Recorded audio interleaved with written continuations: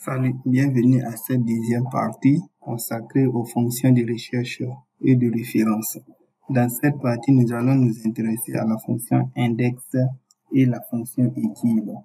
Ces deux fonctions indépendantes qui, combinées, permettent de faire une recherche et afficher un certain nombre de valeurs en fonction d'une référence unique. Donc, sans plus tarder, nous allons aller à l'application. Donc, j'ai toujours ma même base de données, à savoir les véhicules ainsi que leur marque, les immatriculations, le chauffeur, l'année de sortie et le pays de fabrication. Donc ici, je vais afficher la marque du véhicule dont l'immatriculation est 43 PP0116. Je mets d'abord égal là. Je prends tout d'abord la première fonction qui est la fonction index. Et qu'est-ce que je vais indexer? C'est la marque du véhicule. Donc, je sélectionne l'ensemble de la colonne. Ici, on sélectionne la colonne uniquement des marques des véhicules. Je mets point virgule et je greffe la fonction équive à ce niveau.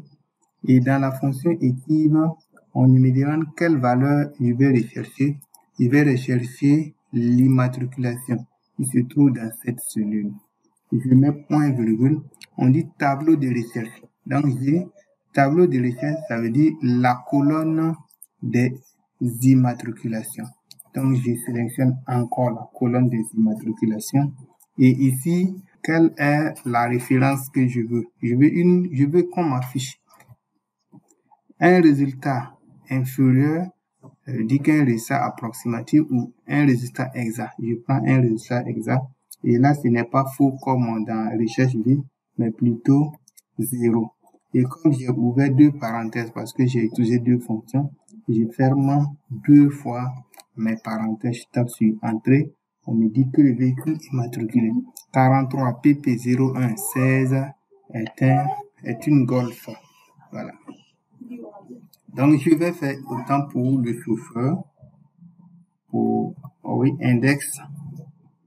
Là encore, je sélectionne la liste des chauffeurs, donc la colonne qui contient les chauffeurs, et j'ajoute la fonction give, et là, je vais cliquer sur la cellule qui contient les immatriculations. Ensuite, je vais sélectionner la colonne des immatriculations et je vais taper une correspondance exacte, donc 0, je ferme mes parenthèses ouvertes, je tape sur Entrée, c'est Cabré Girard. Si je regarde le véhicule immatriculé 43, voilà, ce véhicule il est Golf et le chauffeur c'est Cabré Girard exactement. Okay. Voyons voir ce que ça donne maintenant si les données que je m'aimerais afficher sont à gauche. Donc je tape là, index, et je sélectionne cette colonne, point virgule, équive, et là je prends la valeur recherchée, la colonne de recherche, c'est cette colonne, et une correspondance exacte est exigée, donc je mets 0, je fais mes deux parenthèses, je tape sur Entrée et j'ai Allemagne. Donc là, ça marche. Que les données soient à gauche ou à droite, ça marche.